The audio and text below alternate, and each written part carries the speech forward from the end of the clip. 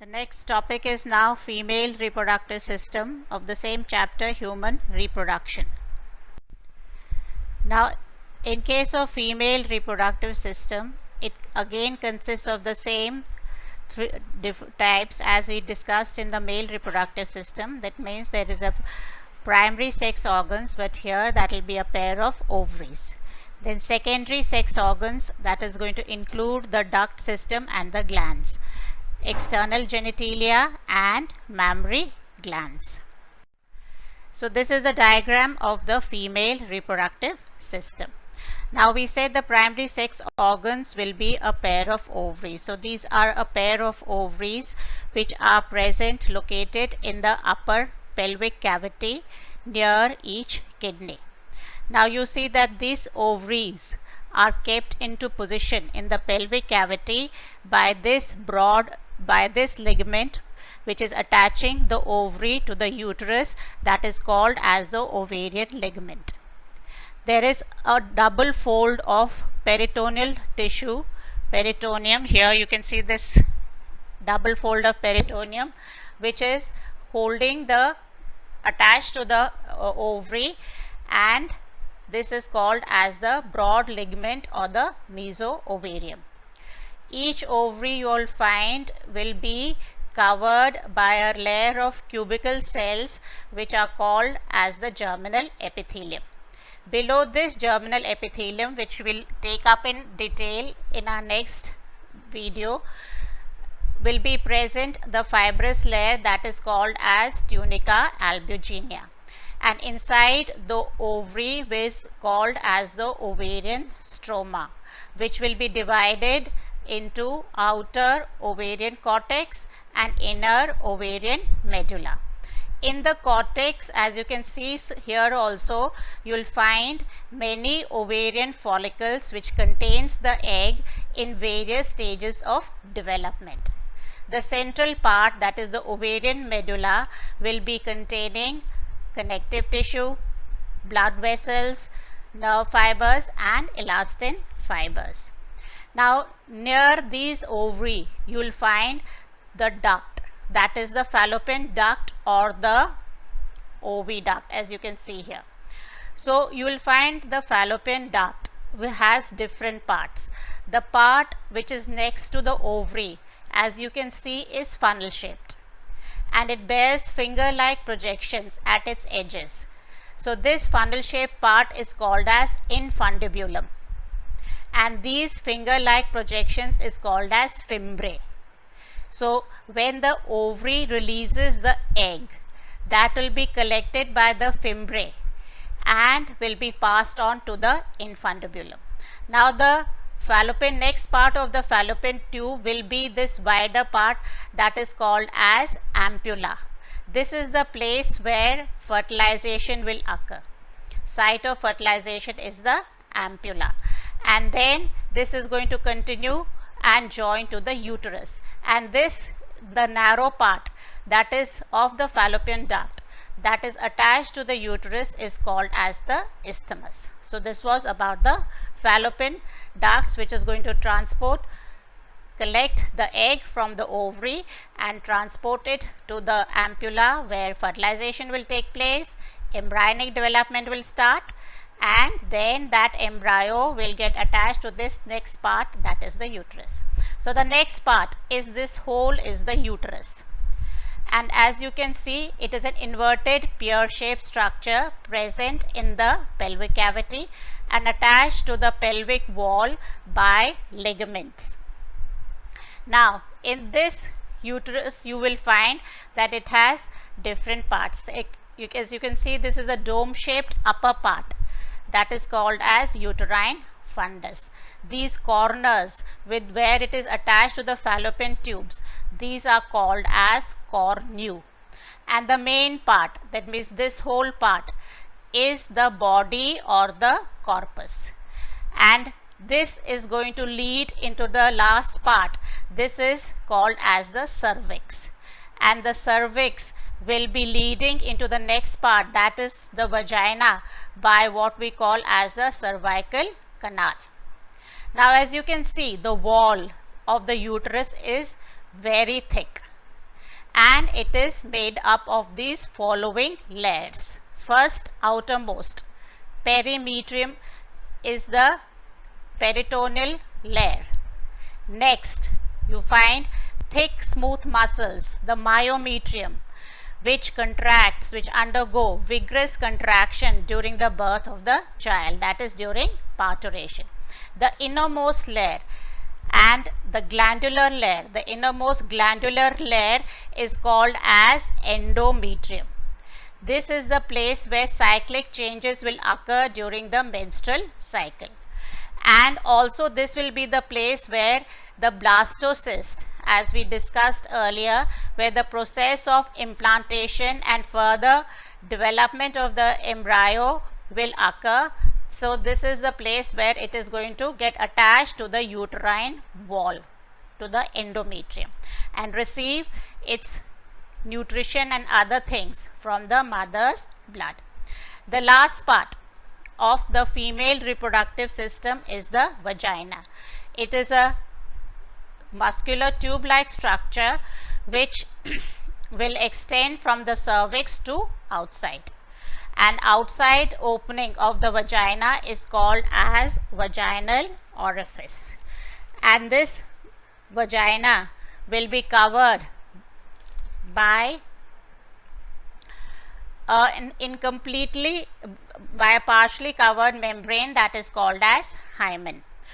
Function of the vagina is to receive the sperms during insemination, and there it is going to travel, these sperms are going to travel through the vagina, through the uterus, and reach here to the ampulla of the fallopian tube for fertilization. And also vagina will act as a birth canal during parturition. So this was about the female reproductive system, and external genitalia will be discussing later in this part. Now coming to the ovaries, we said these are the female primary sex organs, and obviously what they are going to produce will be the ovum and also the hormones. And we will find, we said just now, they are located in the upper pelvic cavity on each side of the kidney. They are attached to the uterus by the ovarian ligament, and another ligament, that is the broad ligament, which is part of the parietal peritoneum, will suspend the ovary, and this double fold ligament is also called as meso-ovarium. Now just now I said the ovary is covered by a layer of cubical cells called as germinal epithelium. Below this will be a fibrous connective tissue called tunica albuginea, and beneath this will be the ovarian stroma, which is divided into outer cortex and inner medulla. Ovarian stroma will be having ovarian follicles in different stages of development. The central part, that is the medulla, will contain connective tissue and blood vessels, elastic fibers, smooth muscles, and a few nerves. Now the next part, that is the fallopian tube or the oviduct, that will be extending from the periphery of each ovary to the uterus. It's a muscular tube about 10 to 12 centimeters long and is located behind the urinary bladder. Just now I said the part of the fallopian tube which is close to the ovary is funnel shaped, and it's called as infundibulum. Edges possess finger-like projections called as fimbriae. And what is the function of the fimbriae? To collect the egg after ovulation. What is ovulation? That is release of the egg from the ovary. Now this infundibulum will lead to a wider part of the fallopian tube, and that is called as ampulla. This is the site of fertilization of the two gametes. And the last part of the fallopian tube that joins to the uterus is called as isthmus. Next part of the female reproductive system is the uterus. That is an inverted pear-shaped muscular structure located between the urinary bladder and the rectum. And it is going to be attached to the pelvic wall and will be supported by the ligaments. Now just now I discussed it comprises of the following parts: the dome shaped part, that is the fundus; the corners, that is cornu; the body or the corpus, that is the main part, and the last part, that is the cervix, that is the narrow part, that is going to lead to the vagina, via the cervical canal. Wall of the uterus contains 3 layers of tissue. Outermost, perimetrium, that is the thin covering of peritoneum. Myometrium will be the middle thick layer of smooth muscles that shows strong contraction during the birth of the child. Endometrium is the inner glandular layer that lines the uterine cavity, and this endometrium, as we'll be discussing later on, will undergo cyclic changes during the menstrual cycle and is also the site where implantation of the blastocyst will take place. Next part will be the vagina, which again is a muscular tube about 10 centimeters long, and that is going to extend from the cervix to outside. Opening of the vagina, called as vaginal opening or vaginal orifice, is partially covered by a membrane called hymen. And the function of the vagina is to receive the male gamete during insemination and to serve as a birth canal during parturition. Coming to the next part, that is the external genitalia. That is going to include mons pubis, labia majora, labia minora and clitoris. Mons pubis is a cushion-like fatty tissue covered by skin and hair. Labia majora are fleshy folds of tissue which extends down from mons pubis and surrounds the vaginal opening. Labia minora are also paired folds of tissue under labia majora. Clitoris, you will find, will be a finger-like structure which lies at the upper junction of the 2 labia minora above the urethral opening. So, in case of females, the urethra opens out separately and the vagina opens out separately, whereas in case of males, there was a common passage for both semen and the urine. Coming to the glands, there is a pair of Bartholin's glands present on each side of the vaginal opening or the orifice, and that secretes mucus. Besides, there are other glands also, like lesser vestibular glands, which are minute glands present on either side of the vaginal opening, and they also secrete mucus. The last part of the female reproductive system, that is the mammary glands. There are a pair of mammary glands, and that is composed of glandular tissue and variable amount of fat. And the glandular tissue is divided into 15 to 20 mammary lobes, and these mammary lobes contain cluster of cells called as alveoli. The cells of these alveoli, they secrete milk, under the influence of which hormone? That is prolactin, and this milk will be stored in the cavity of the alveoli, the lumen, that is the cavity of the alveoli.